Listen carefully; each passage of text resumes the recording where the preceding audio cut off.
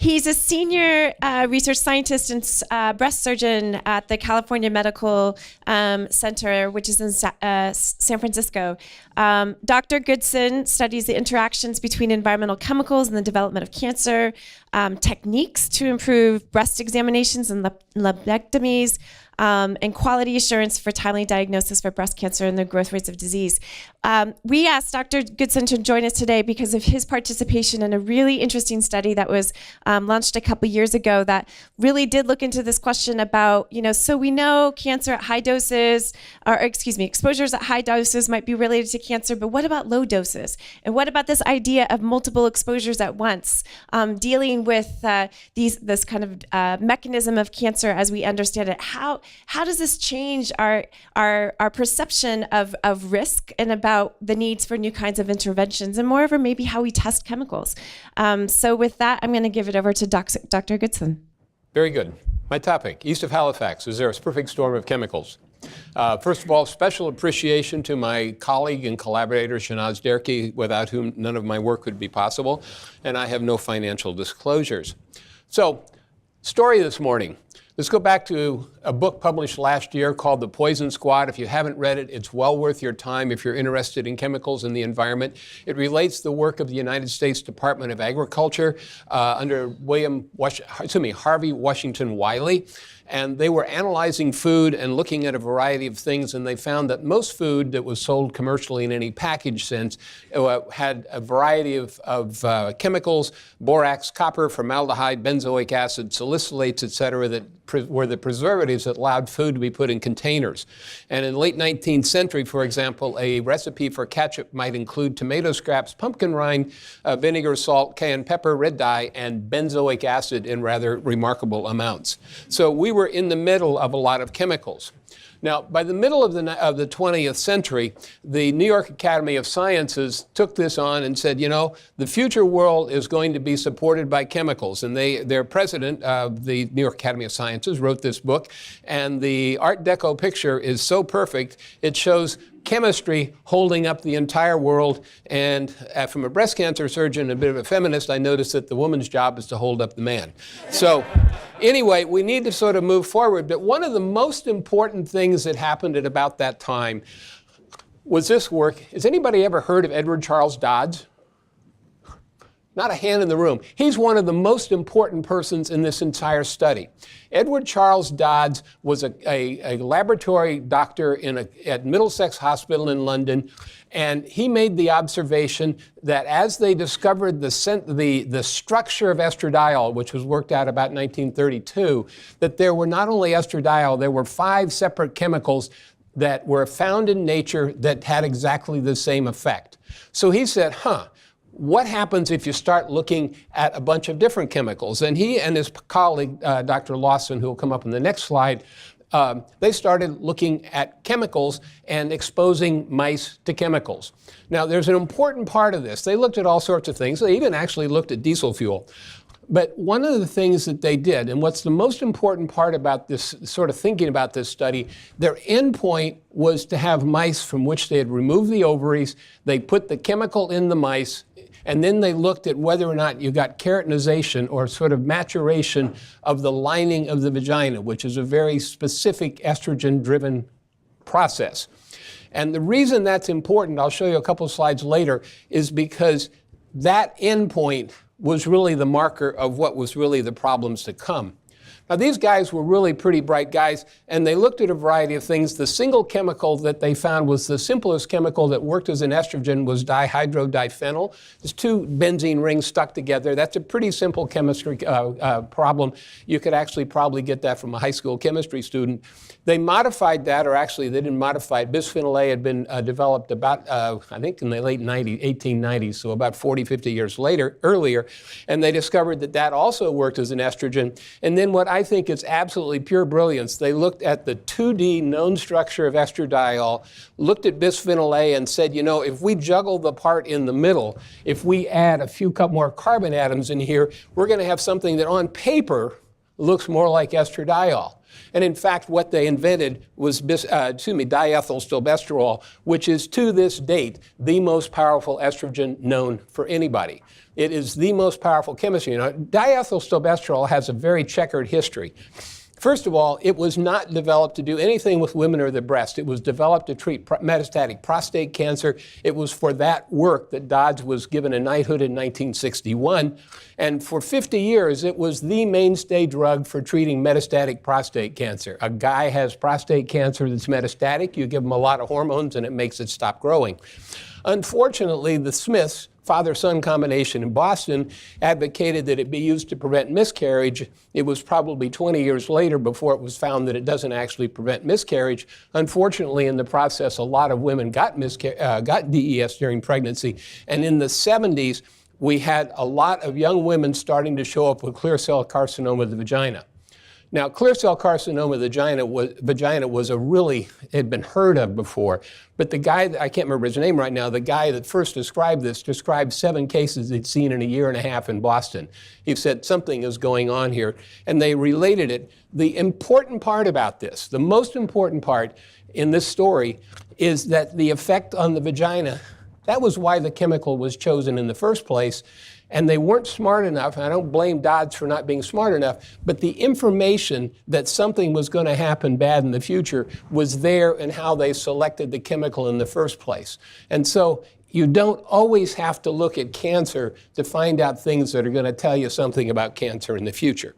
And of course, DES is also associated with more breast cancer in the moms, and in 2011 it was shown that there's almost double the risk for breast cancer in the daughters born from a DES pregnancy.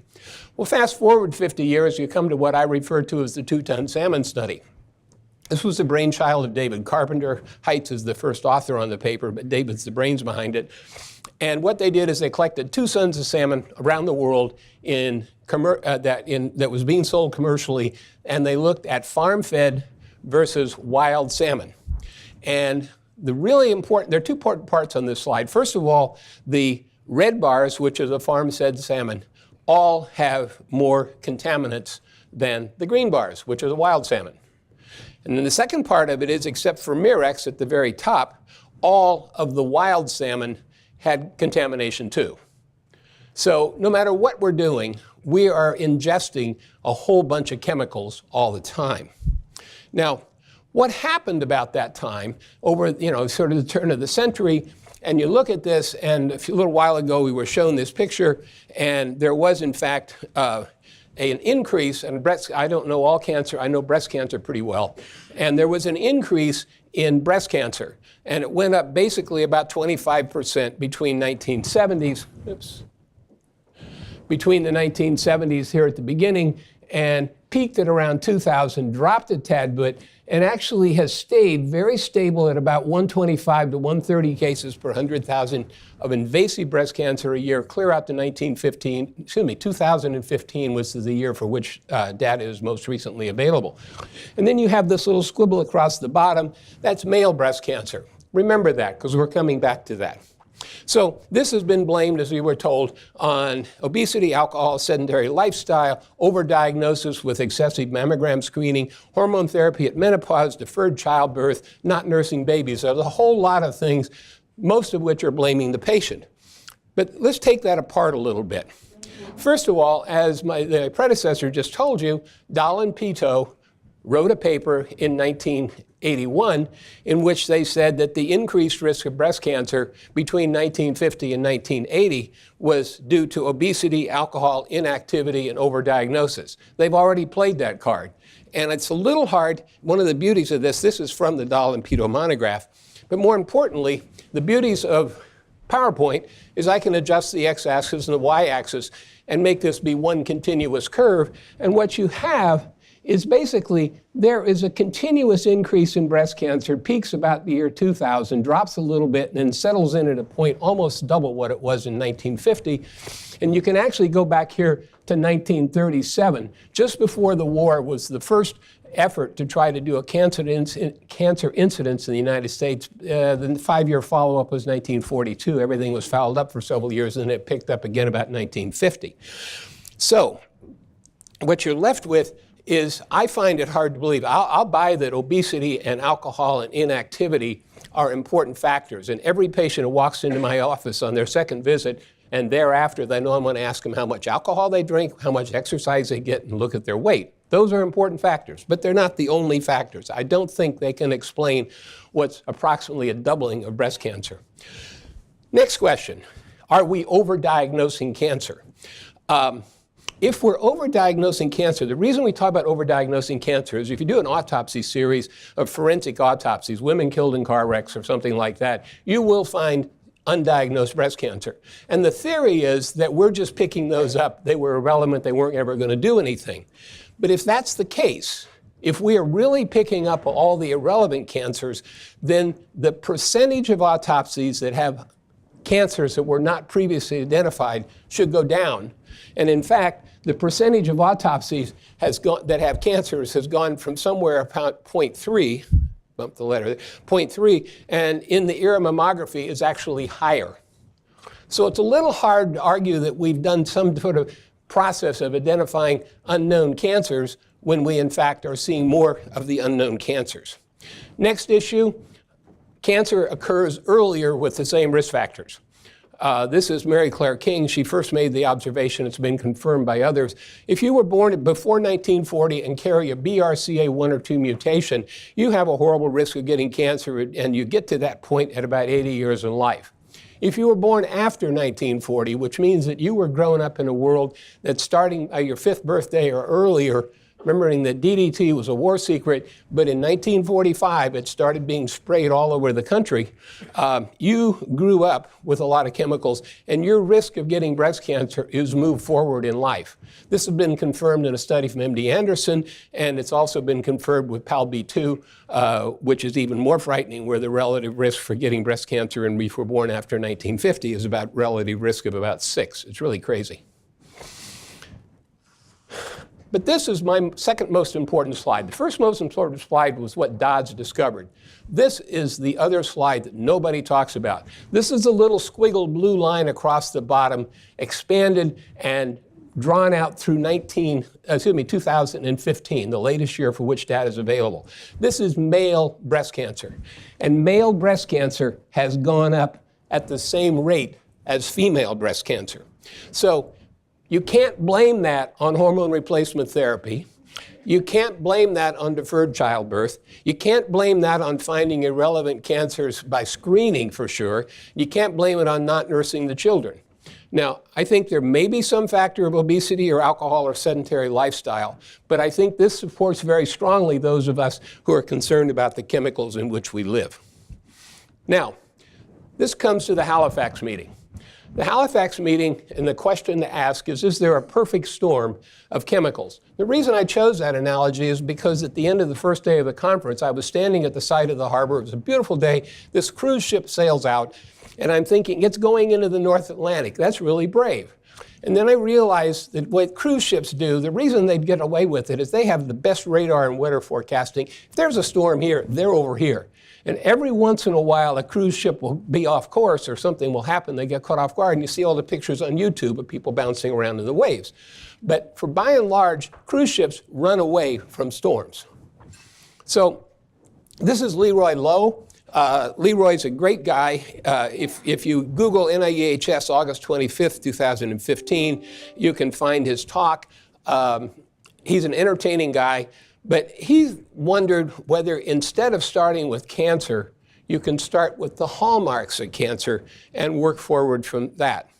Now, people, for those of you who are not familiar with the hallmarks of cancer, it was alluded to briefly on a slide, a couple slides about my predecessors. Cancer is not like you have nothing and then you flip a switch and everything is cancer. Cancer tissue accumulates a whole lot of things that when you think about it, they're very obvious. It has sustained proliferation. It keeps growing. It also induces angiogenesis because in order to grow, it needs new blood vessels. It promotes inflammation. It has genetic instability. It will replicate immortally. And the other thing that's really important is that cancer cells resist cell death. There are signals in the body that tell cells to die. Cancer cells resist that. So the question that the Halifax Project asked was whether or not you could take chemicals that are not currently considered carcinogens, not IARC1 or IARC2, and find chemicals that the chemicals would affect any single hallmark, and then whether or not you could actually find at least one common chemical for every hallmark. And if that were the case, could you in fact envision a mixture that would activate all of the hallmarks, so that you would perhaps have a chemical for sustained proliferation, another one for genetics instability, another one for resisting cell death, but the whole thing would add up and you would have a tissue which had the characteristics of cancer. Very important that the guidelines were that they were looking for chemicals that were considered safe. They were looking for, on the other hand, for an effect on any hallmark in a range measured in humans, or at a dose level lower than usual testing, or what's below what's called the lowest observed effect level for carcinogenesis, or at animal blood or tissue levels similar to humans. So they had some pretty strict criteria. And what the project found was that there were 89 chemicals that they identified that were not currently classified as a carcinogen that would affect one or more hallmark, and that there was at least one of these chemicals for each hallmark. 50 of these 89 chemicals actually had low dose effects. And so what the Halifax Project did is it confirmed, not the proof of it, but it confirmed the possibility that a mixture of chemicals, variety of different chemicals, the soup we live in every day, that a mixture of chemicals could in fact add up and function for all the hallmarks, because it really isn't the tissue is cancer. It's tissue that has all of these hallmarks, and that's what we call cancer, because it invades, it keeps growing, it does all sorts of nasty stuff. You define what it is not by calling it cancer and say what it is. You say all these things are going on. Oops, that's cancer. But that's a very valid way to look at it. So how do we sort this out? We need to learn from our successes. Epidemiology has been very useful, but it has some specific requirements. We need to think broader than just looking at epidemiology of cancer. We need to look at, for example, at endpoints. Wow, okay. We need to look at endpoints other than cancer, and we need to expand how we think about laboratory testing. We heard about DDT a while ago. DDT is a clear carcinogen, but what wasn't mentioned was that not only were this based on 40-year follow-up, somebody collected those specimens in the late 50s and early 60s, not even knowing that it was going to be used to collect DDT, to study DDT. So in the future, people will look back to us now and say, okay, what preparation did you make for us to do good epidemiology in the future? Because some of this requires, there was an activist here was asking what women can do here in Pittsburgh right now. That's basically advocate for collection of specimens, knowing that they won't necessarily know what to do with them, but there will be people who will come along in the future, much like Barbara Cohn with the DDT studies. The second question is that we need to start moving out of looking strictly at chemicals. This study is looking not at individual chemicals. It's a Spanish study where they looked at the effect, the estrogenic effect that they could extract from the serum. It was essentially a study of a mixture. And to simplify it here, the little bar along the bottom, keep hitting the wrong buttons here. The little bar along the bottom, the y-axis is more estrogenic activity, and the white patients are cases of cancer. And what you can see is that the white bars sort of cluster to the right side, and the gray ones are the people without cancer in the middle and the lower amount.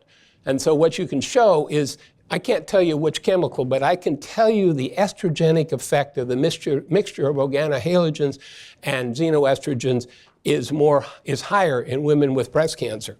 And we need to think that way. The final issue that I would bring up is that this is our study looking at 3 different chemicals. They're dissimilar structures. And as we sort of were worried, the purple line is the effect on the cell growth of benign breast epithelial cells, not even cancer cells. And we tend to think about it as, okay, the number is higher when you get up to the, like in the human range, as I said, that the mixture level is higher than any of the single components. But the important part of this is actually more important is the little red arrow. Because what this is, since the human range is 10 times higher and 1/10 is low, that's essentially a log scale. And what you can show is you're getting the effect at about half to even perhaps less than a half of the concentration, so that when you talk about your curves for things, you actually have to talk also about how the curve shifts and how you get similar effects at the same level. Other things we need to consider, we need to have a better public and agreed definition of what difference makes a difference. There's a paper that I didn't put in the slides, but which concluded that they found an effective mixture, but it was only 4 times higher. That wasn't a big deal. If it had been 10 times higher, it would have been more interesting. I'm sitting there thinking, I don't know which patient doesn't care about a 4 times bigger risk. We need long-term epidemiology, as I mentioned. So east of Halifax, yeah, I would argue that there is a perfect storm of chemicals. We are in the middle of the storm of chemicals. We don't know what it's going to do to us. We just know that it's there, and we're, remember George Clooney out in the ship, are we going to get through or not? We don't know what's going to happen. Final slide is that it's very fitting that we're having this here in the Ketchup town. Henry Heinz, over 100 years ago, developed a recipe. Actually, Mueller was his production person, developed a recipe for bottled ketchup that was based on tomatoes, vinegar, salt, onion, sugar, garlic, and spices with no preservatives. People said it couldn't be done. He proved it could be done. He demonstrated it's possible to have the products that we do want without the toxicity that we don't want. Thank you very much.